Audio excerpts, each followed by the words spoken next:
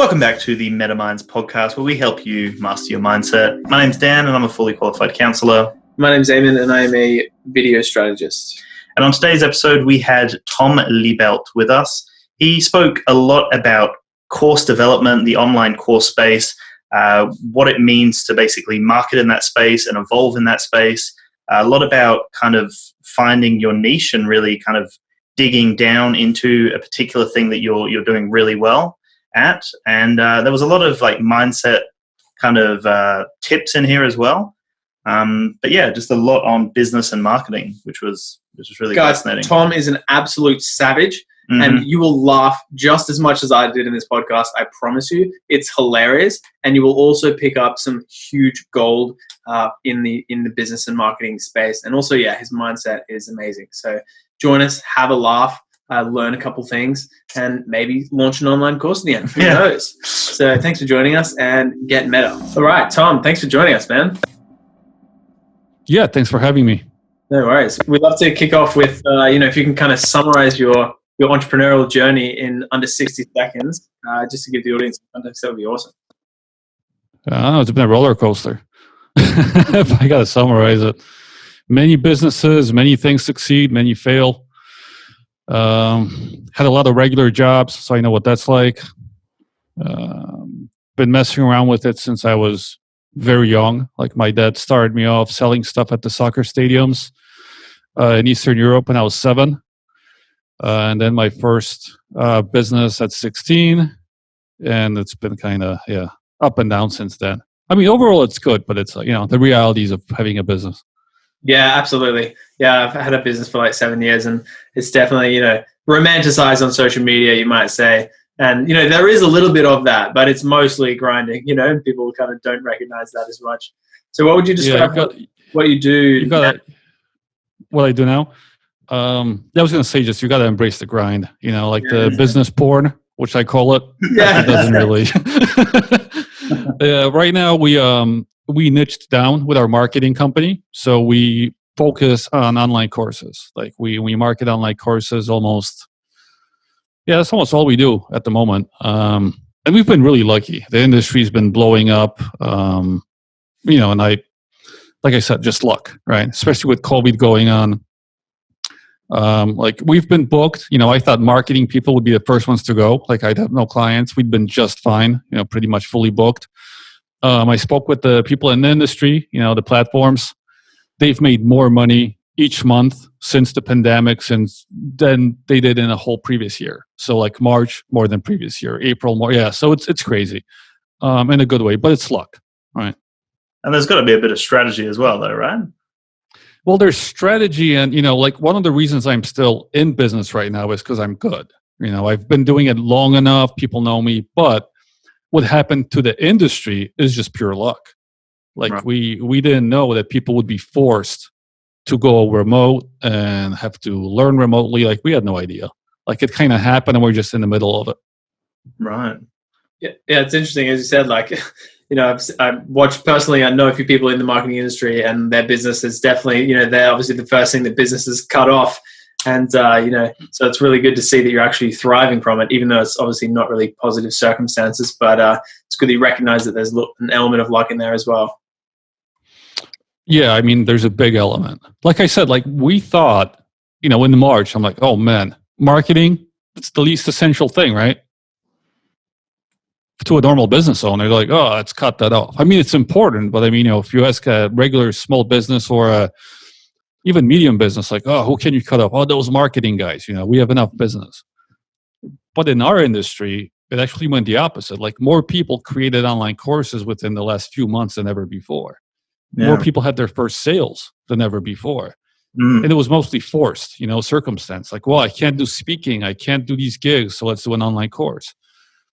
And a lot of people went into the industry and kind of, I don't know, it's been lucky for us. Just like a lot of other companies, like Zoom, for example, right? Like they've blown up. Yeah. Yeah, there's no strategy. They just woke up one day and like, oh, wow, we're doing great. Let's keep doing it. Yeah.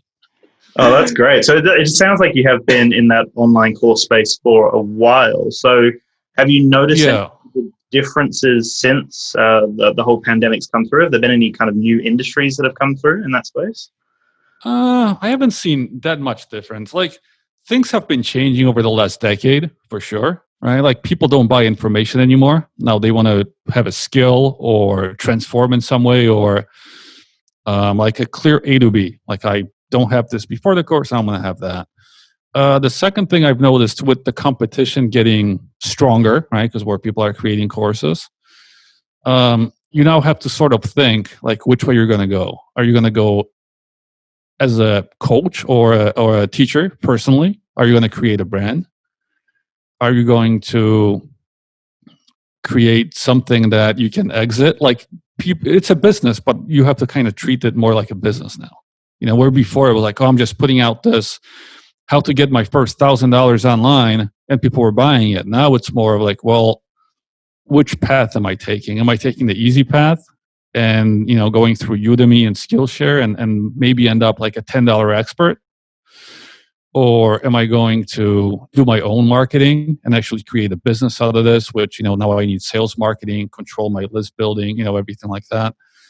Another thing I'm seeing is with more competition.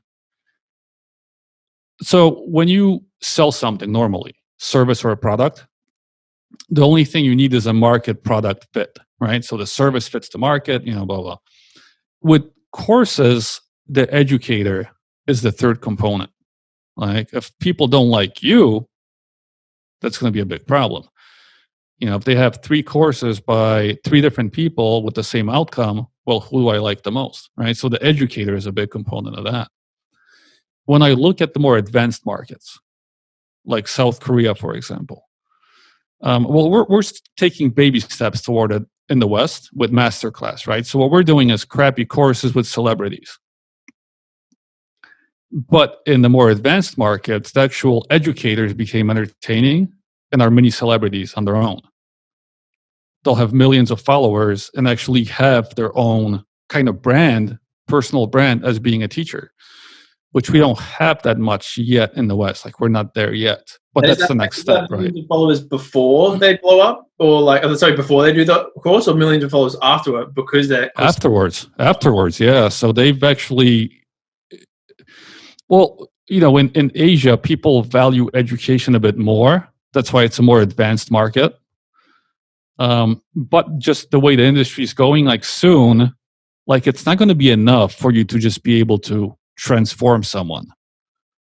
If the competition gets good enough, and it's going to, you know, like, you're going to have to entertain and be an actual kind of like a host in a way, right? Which most teachers are not. So when you think about all the hats that you have to wear, you know, coming soon, you know, if you want to control your stuff, you got to know how to educate, attack, marketing, sales, be entertaining, probably community building. Like, that's a lot of stuff. And that's why they're becoming serious businesses. You know, where before it was like, I'm putting up a bunch of videos up, selling my course, and it's good. You know, it's not really like that anymore if you want to make it big. It takes a little more. And it's going to take more moving on. That's what I'm seeing. Yeah. And so, like, you know, you mentioned more, and like you mentioned some of the elements there, but potentially, do you have some insights on what is that more going to look like? Well, the main thing is the entertaining part. Right. Like, you will need to know how to, it's the same as having a podcast. Millions of people have a podcast. How many actually do it seriously?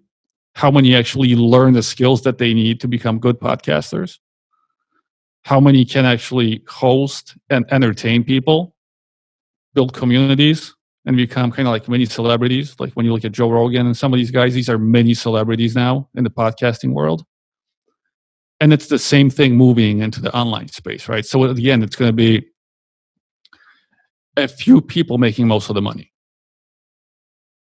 As with every kind of business, right? As with everything, yeah. But for a long time, online courses, and they're still not quite there. So you can still come in certain niches and be like, well, I'm one of the only people doing this, so we can make a lot of money being average. Fair enough. And so, yeah, like, as Dan kind of alluded to before, like, is there any particular niches or industries that are like hot but haven't blown up completely, like, aren't too saturated, people can still get into? So like I usually look at 3 different sectors, right? So the easiest ones are ones with an external push from someone else, an urgency that's being created by someone else. So for example, if you want to get certain jobs, right, you either have to pass some kind of an exam, interview, right, like which is quite complicated, a lot of marketing jobs, a lot of consulting jobs. These companies want, there's a big process. So if you help people pass that process and get a job, that's usually an easy sector to get into. And I've seen people do really well with that. For other jobs, you have to have an exam that you pass. This is not an interview. It's like a Series 6 for an insurance job, or a Series 7 for being a broker, or some kind of a CPA exam to get the job. And prepping for those exams, also very good sector, because it's something that the person knows they need. There's a transformation, like I can't pass this test now, but I will be. How much is it worth? Well, what's the job offering you? That's how much it's worth. Urgency. If you don't pass this in 2-3 weeks, you're not a candidate anymore, right? So this is like an external urgency. And the third one I find, which is really easy to get into, is think about all these really weird hobbies that people have, but they can't find someone locally to teach them. Whether it's calligraphy or Muay Thai or knitting or some kind of drawing, like some Japanese drawing, just, different niches. Because some of these people are obsessed, with what they're doing, but they can't find anyone in their town. Yeah. And so it's a very easy. You think locally is like really important? Well, if I can find the same thing locally and hang out with and meet some friends, hang out with people, have a real community, like most people will still do that for a lot of their hobbies. But if they can't find someone, that becomes a problem, right? Now it's, do you want to get on a plane and travel to San Francisco or New York to learn this skill, or do you want to do it from home, right? And the community will be built online. It's not as good as something that you'll be doing in person, but it's the second best. And I'm seeing a lot of people succeed in these small but very, very hot niches. Like people are obsessed about something, but it's just not local, right? Like they can't find anyone, so they go online. And that's the area where I see a lot of average still. So, like someone knows how to do something fairly well. They maybe went to Japan, they learned it in 3 months, they came back. Now they're, the first one online. Community is hot, people want it, but there's just no one else teaching it online. They can't go locally. They're not going to fly to Japan. So boom, that's a win. So I'm seeing a lot of these happen, and it's really the people that come to me and be like, Tom, I just put this out and made a lot of money, but I just can't grow it. I don't know how to grow it. But the money was just lucky. Like they all became lucky. And I was like, well, it was the niche. Like you came in the right place at the right time for these people. Yeah, right. And you alluded to before that, a lot of the time people running these courses, they have a lot of knowledge and potentially skills in the area. But you also mentioned that as it becomes more saturated, there's going to be more of a kind of personality behind the courses that will, like you're basically niching yourself at that point, I guess. So in your kind of training and development with these people, like what does that process actually look like? Are you also developing them as people to be more confident, as well as offering their skills and knowledge in a digestible kind of manner online? Like what does that look like now as you're evolving? Yeah, so we no longer do course creation. I found it was just a ton of babysitting and I hated it. So in the marketing, I give a lot of props to my clients too, because they take a lot of tough love from me. I will tell them exactly like what the problem is, and if it's them, I'll tell them, it's you. And, we need to fix certain things. Like you're not entertaining, you're not coming across as this, you're not, a lot of them don't want to sell. I'm like, well, if you're not selling, then what are you doing? This is a business, right? So there's a lot of things that I will coach them on. But, how to become a better educator, that's not something I will do. but I will show them examples of someone that's way better, and I'll tell them why. And I'm like, well, if you can't get this good, maybe it's not for you. Because certain niches just require that, especially in the business area. Yeah. We have a lot of business people. I mean, you can think of some, like even Anthony Robbins, right? And some of these guys who are, he comes into the business world, creates a course, and I mean, he's definitely going to get attention. He knows his stuff, I would imagine. He's got the following. So now if you're competing with someone like that, you really do got to bring your A game or more, because he's got a head start. Yeah, you're already behind. Yeah. So with our business, initially we were doing marketing for everyone for many years. And I always thought, if someone comes up to me and says, like, Tom, why would I hire you over someone like Jay Abraham? I'd be like, well, if you can afford him, there's probably no reason, because he's much better. Just experience. Experience does add a lot. Like, he's seen much more than me. Now, when I moved into the online course space, I became a big fish in a small pond very quickly. And if someone says, like, well, why don't I hire Jay Abraham? I was like, well, because he would hire me because he doesn't know what he's doing. It's just a much different thing.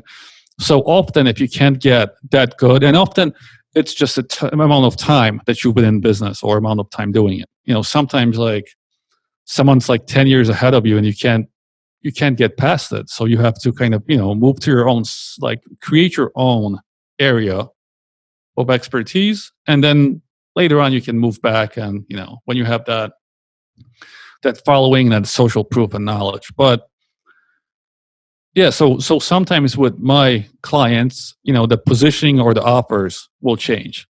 I'm like, you're going after something where you're clearly not going to be number one, at least not for the next 10 years until this guy retires. So we need to move into a different area. Like, you can still do, what you do, but we just need to find a different way to position you for now, where you can become that expert, that number one or two in your field. And so, like, what common other problems would you say that you see online course creators making? Like, what common problems are they facing when they're trying to create and then market their online course? So the main problem is everyone's learning from business people, right? And business people know how to sell services and products. And they don't realize that an online course is not a product or a service. So let me give you an example here. When you look at the path of a product, right? You give people a sample, you get them to buy the product, then you upsell them on maybe a bundle, get more of the same product or other products which are similar, right? That's the product path. With a service, could be similar. I'm going to show you like a little piece of my service. So I'll get you 10 leads on LinkedIn. Then I'm going to get you in my LinkedIn service. And then I'm going to get you into my content creation part, right? So it's a service. In a car would be a test drive, get you in to buy the car, accessories, right? So that's typical path of that. And people try to recreate that with online courses and fail every single time. This is what a typical course creator does following that path. Let's say I have a course on meditation, right? The lead magnet, the initial part, I'll teach you this 1 minute or 5 minute meditation. Okay. The course, I'll teach you these 20 different meditation techniques, right? And the bundle, I'll give you 100 extra meditation techniques based on the situation you're in, right? So it's all the same thing, right? I'm giving you the sample, product, and more. What they don't realize is that people don't want to learn more of the same, right? So if you are selling me your meditation thing and you gave me that 1 or 5 minute meditation already at the beginning, the sample, in my head, that problem is solved. That itch is solved. Like, I know how to meditate now. I'll figure this out. Even though I've never seen it, I've never looked at it. It's on the back burner. It's on my to-do list, but it's solved. I already took it. You taught me how to do meditation. I have it. So then when I'm trying to buy the course, and you're saying, I'm selling you meditation again. I'm like, well, I already solved that problem. Right. You see what I mean? Yeah. And when I buy the course and you're offering me 30 more meditation techniques, I'm like, yeah, but you already scratched that itch a long time ago. Like, I already have all the meditation. This is a solved problem. So people create the wrong path. They think of, if you like meditation, if I keep giving you more of that same thing, you'll be happy. When that doesn't work in the online course space. That's what a product and service. Yeah, what does work? What is the successful path then? So if we look at the meditation areas, right? Just going back. If my lead magnet says, I will teach you how to set up a stress-free environment, I'm leading you towards meditation, but I'm not teaching you the skill yet. Then I will sell you the meditation skill set. And then I might teach you some advanced techniques on going to the next level in flotation tanks, using flotation tanks or something. So initially, I'm setting up the environment, selling the skill set, and then for the people who want to go to whatever the next level is, that's what I'm going to sell. But as you see, I'm not selling more of the same. Mm-hmm. Like, I'm introducing different pieces in it. And I'm also not breaking up the meditation, because I've seen people do that too, which is horrible. Like, I will teach you a half of the meditation technique now, and then upsell you to the rest. That does horrible things for your reputation. Mm. And what about like added kind of resources for people? Like, how do you feel about, homework or worksheets, or offering the customer something on top of that kind of knowledge they're getting? Is that something? That's fine. Yeah, that's fine. You're justifying your price. Right. So that's all coming within the actual course, right? That's the middle piece, right? So when I'm teaching you a skill set of meditation, now to justify the value of it, I'm going to add a lot of stuff to it, right? I'm going to add bonuses and all these things because I want the value to be really easy. So this transformation maybe doesn't have a really clear value initially, right? Like, if I'm teaching you how to pass a Series 6 exam and you will make $80,000 after you pass the exam and get the job, well, $80,000, that's the transformation. I'm getting you there, right? So I can easily get a price of the course from that. With meditation, it's kind of hard. How much is anxiety worth? How much is stress worth, right? So you're trying to put some kind of value on it, but also add things which you can then kind of anchor, right? So these resources worth, a couple $100, or these bonuses worth a couple $100. So eventually you get something that resembles the value of the course, and you can kind of price it accordingly. But that's what they're really used for, all these other things, right? Like, I'm justifying why, I'm trying to help the students too, right? Obviously. So, people learn differently, but I'm talking from the marketing perspective. From the marketing perspective, we're trying to justify the price, because often it's hard to kind of pinpoint how much things are worth. Yeah.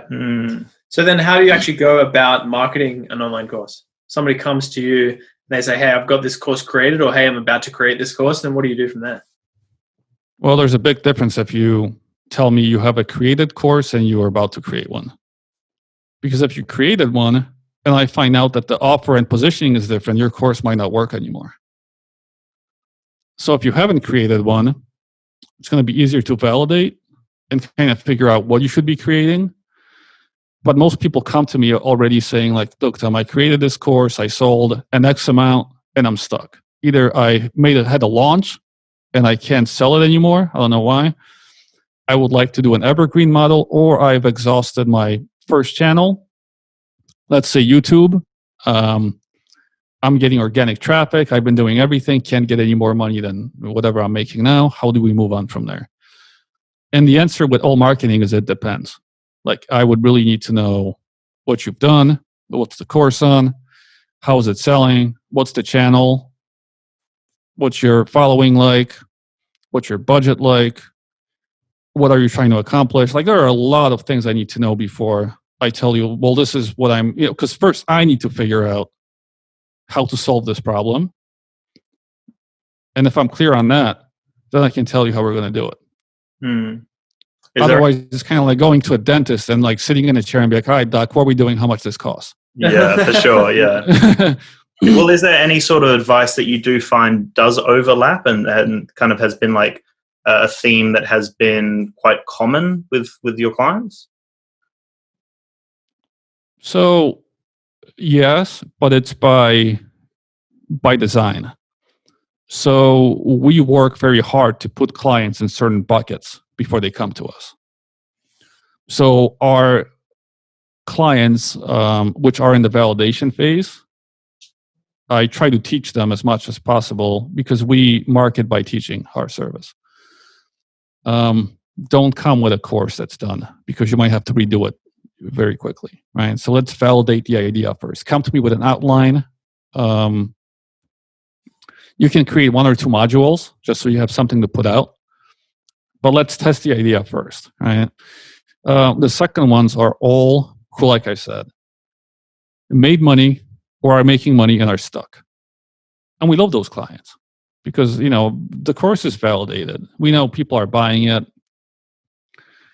The only thing now is how do we match up more audiences with the instructor, who must be okay if he's selling, and the course, the transformation, which also is okay, right? So it's the easiest one for us. And we actually kind of push for those clients. And we've been lucky enough where we have enough of them where I don't have to deal with anything that I just, that's too much work.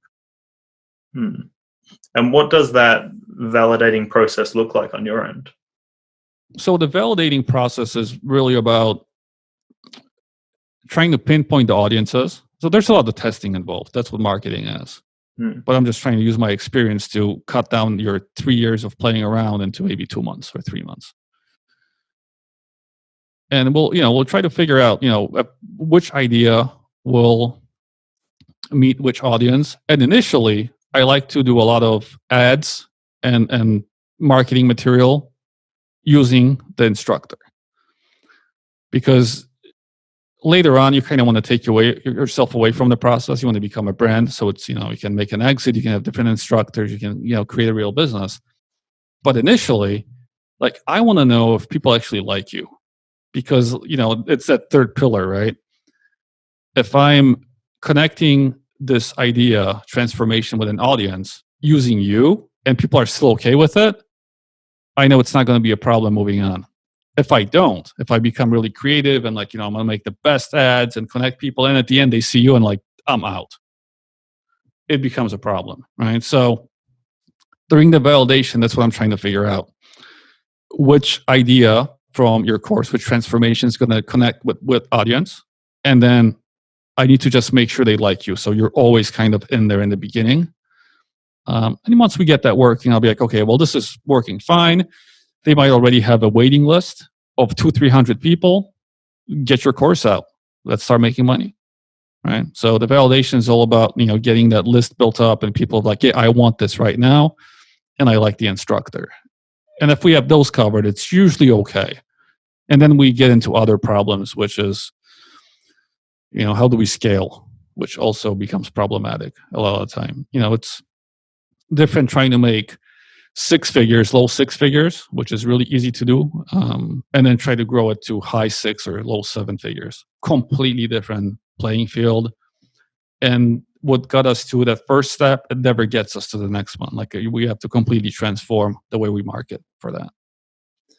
True. There's a lot of insights there. This is awesome, man. I'm really appreciating it. So, but with the actual testing process, say you test 2 different offers, and then you're, lead magnet ads on Facebook, and you're capturing emails for both, and then this one's way more successful. What do you do with the other emails?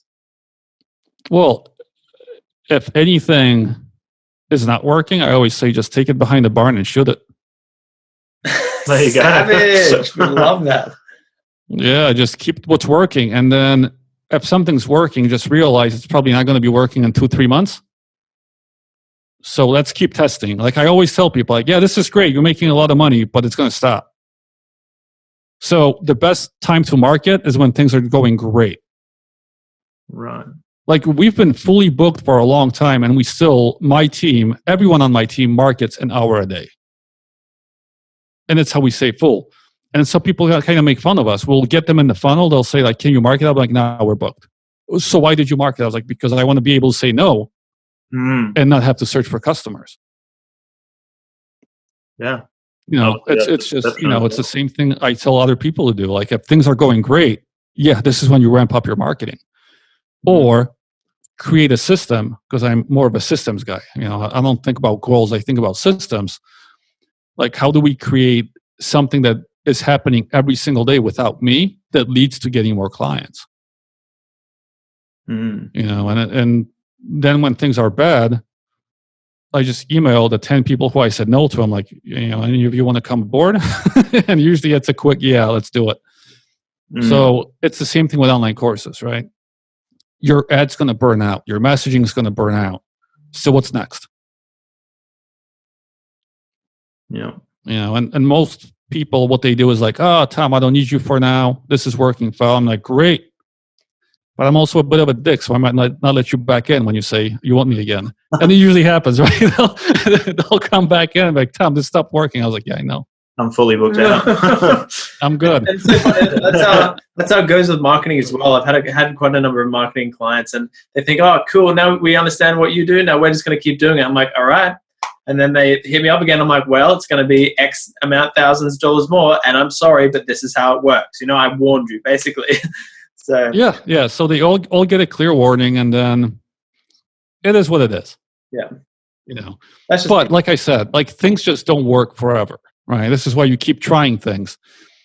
And I always wonder, like, you know, some people are like, oh, you know, this is stupid. Like, you shouldn't be doing it this way. I'm like, you know, do you understand what trying works? How trying works? You try things, and if they don't work, you just shut it down really quickly. But you just never know, right? So you will try many different things, and hopefully one of them hits again, and you have something on the back burner now. This offer's making a lot of money, and this one's coming into play. And then again, well, what's next? Right? I mean, if you're building a company long term, like this is just going to be what you'll end up doing, or hire someone else to do for you. But I've seen many marketing companies that are really good without clients, and some real bad companies getting all the attention. And the only difference is marketing. They'll have some awesome marketing guy putting out new offers and new campaigns all the time, and it's just killing it. You know, so that often becomes a difference. With courses too, I find that courses themselves are only 20% of the success. The rest is all marketing, positioning, and sales. And I found that some of the average instructors, they didn't like that, but I told them, you know, I could just pay someone to build this, like, you know, and make all the money myself. Like, I really could. Just to make them realize just how little what they have is worth. Because they come up like, oh, I made this course. I was like, yeah, I mean, it's not really anything. Nice. So, like, man, we've gone through so much business stuff already, but to switch gears a little bit, what's the number one habit you would contribute to your success? Finishing what I start. This is what I find almost everywhere. Like, people just start a million different things and don't finish. Like, I have a pretty good bio. I don't know if you guys looked at it, but, you know, often it's like the question, how did you accomplish so many things? And it's like, just by getting them done, you know, like putting a stamp on it, like this is done now. Making a music album, done. Documentary, done. Doing the conference, done. You know what I mean? Like, just everything done. 150 podcasts, done. That's how you get, you know, like things moving. Like you finish things. The other one is, there's a big hustle mentality right now, you know, like Gary V mentality. Like hustle, and you kind of move forward, right? Yeah. It's cute when you're 20. It becomes less when you're 30 and 40, right? Like, if you speak to any real successful business people, they maybe work on their business 1 or 2 hours a day and spend the rest of the time thinking. So when I see someone hustling, there's a couple things going on. One, you're young, you're trying to figure it out. Fine, I'm with you. Two, maybe you're just not very smart and you're jumping from one thing to the next. This is people in their 30s. And I'm like, this is getting less cute now. Like you're kind of, And what often happens is there's this bus analogy. I don't know if you guys heard about it, but when you're building a business, it's like getting on a bus, right? And often you see a bus next to you that looks much nicer. And you're like, oh, I'm getting off my bus, getting on that bus. And then you're on that bus now and you see another one coming up. This could be Bitcoin or something. This is a great bus. I'm getting on this bus now. So you meet someone that's, 35, 40 years old. Then you ask them like, how much experience do you have in business? They'll be like, 15 years. I'm like, really? Because if I look on your resume, you have 10 times 2-year experience. Like you've never made it the second stop on the bus. You've always jumped. Like you're no different than the 22-year-old who's in his first business in 2 years. And often, just staying on the bus is what you need to create that business, right? So, like really difficult things will happen, but you need to break through them. Like, so, it's going to be the third bus stop, the fourth bus stop, the fifth.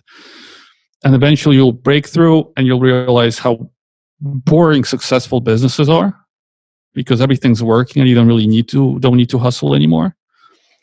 But I just find most people never get there, because they always get off on the second, third stop when things become really hard and they're off on the next bus. And they're thinking that they're making traction and hustling, but all they're doing is starting over again and again and again.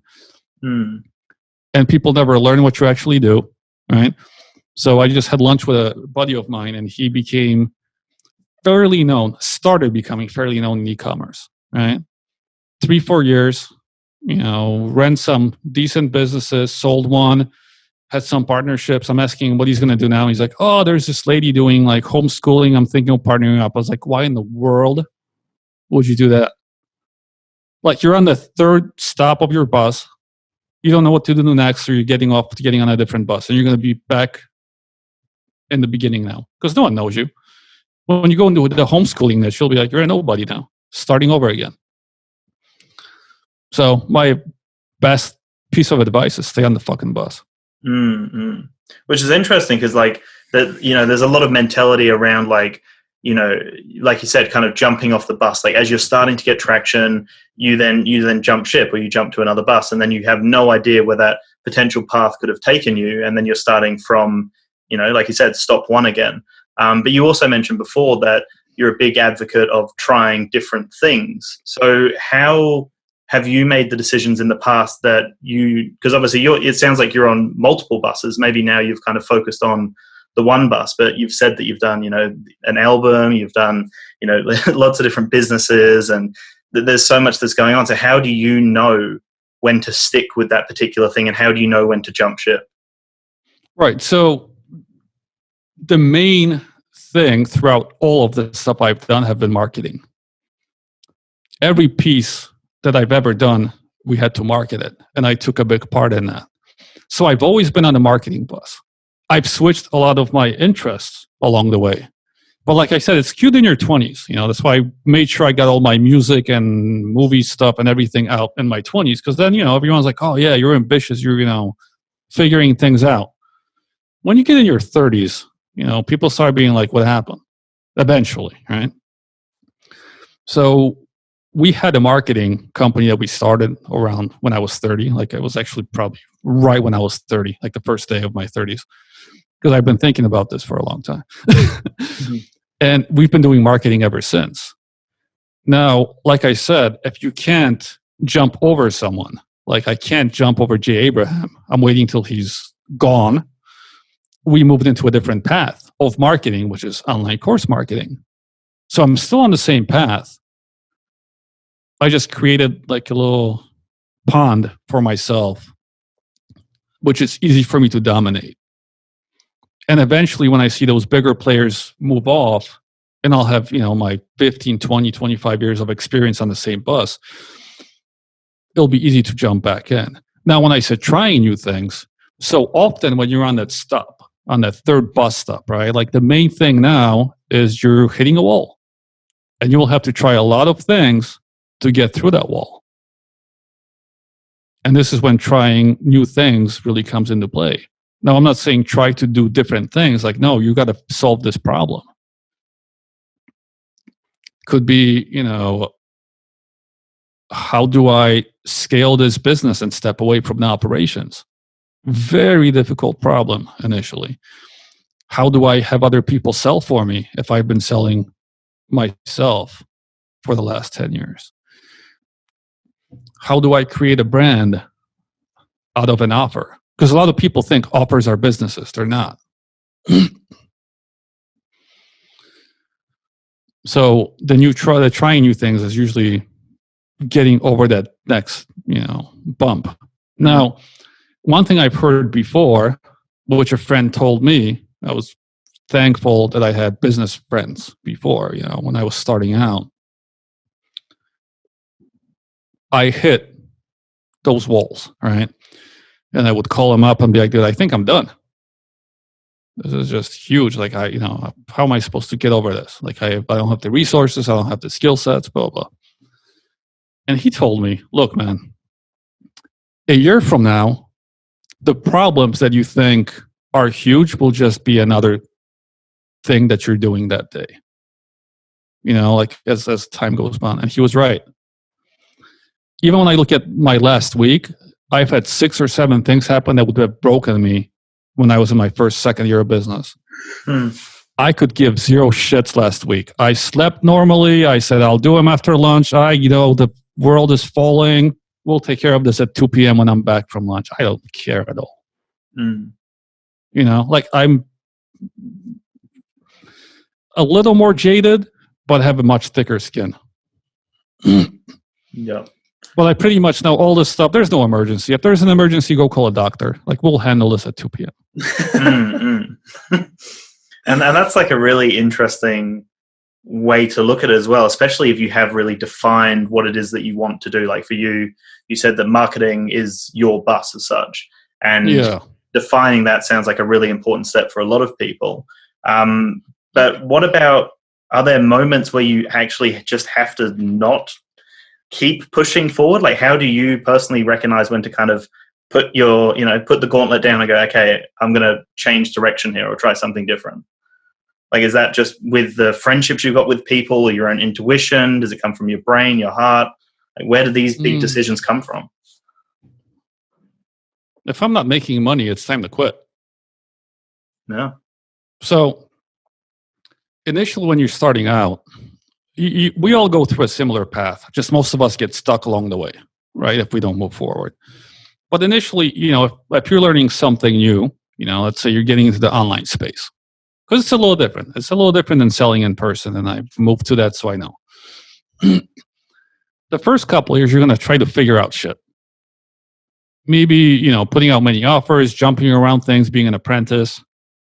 But eventually, you'll stop jumping buses. Like I said, that's one thing you need to do, and you'll pick a path. Let's say it's marketing. The easiest thing to do is consulting in the beginning. It's much easier, and believe me, it is much easier to get a couple high-paying clients than 1,000 low-paying customers. Much easier. You can get those within 3 months and already have a going business, and I've done it every time. The next path is to build up some kind of a list following where you can start getting customers, not clients, right? Because clients will make you hate your life after a while. So you need a way out. And you can not go all in immediately, right? Like you can still say like, okay, I'm going to put some constraints on this business. I'm not doing any calls in the morning and the evening. I'm only taking these type of clients. I'm only going to take enough so they pay for my bills. And now I have the whole time, left for every other thing. Where most people be like, I'll take all the clients because I want to make more money and I have no time to build the next thing. They get stuck, right?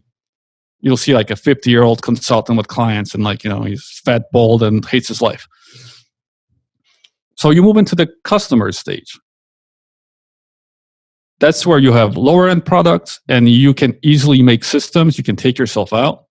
If I'm selling something for $200, like you're not going to get to talk to me. You're not going to see me. Like it's $200. I mean, come on. So you move into a much easier, but it's very hard because we're not taking the easy way out. We're not going to Amazon, Udemy, Skillshare, and have someone own our business. Because that's easy, but it always ends badly. So you're going into your own controlled environment. It's very hard. So I recommend consulting first, then you kind of move into the customer model, right? To build that up, you can usually sell that. The third part of that is then thinking about something with an exit in mind, right? This is where software businesses are really kind of the sweet spot. So you could think of it this way. I have my high-end consulting, right? Like I'm making a couple G's per client here. I have an online course or community or some productized service, something on the lower end, which sells all the time, right? This is my second income. And the third thing is like, how do I build some kind of a branded software in the same space? Because now you've been on the same bus, right? So you have the following, you have the expertise, and it's built. The only reason I'm building this is, to help people, but I want to sell it. This is where you kind of create your exit.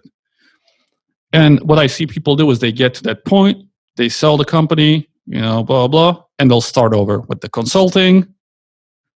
Again, customers, the next thing, right? And it's kind of like the path we all follow, unless you get stuck.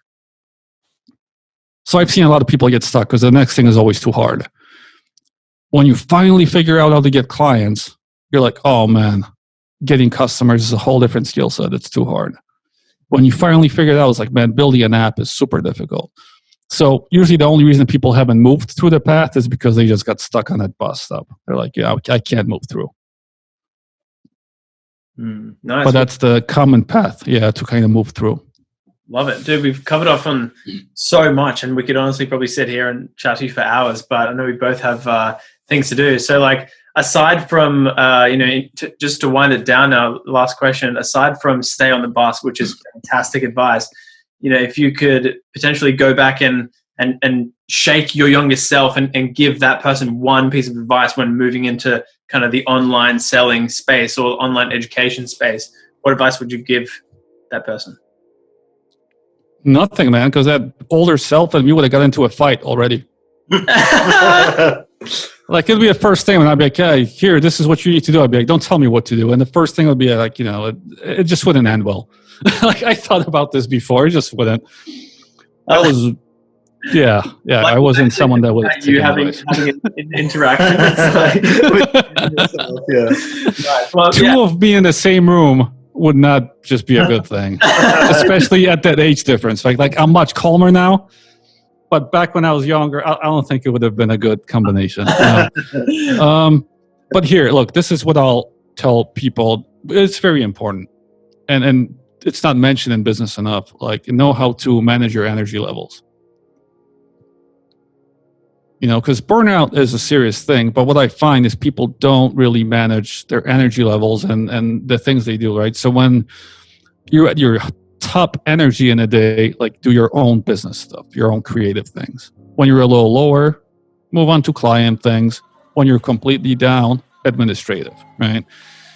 And I see people just don't pay attention to that enough. And the older you get, the more you need to manage it. Like, when you're in your 20s, you always have energy, right? When you're in your 30s, it gets lower. Like, I'm almost 40 now, and I see that I really need to manage my time properly.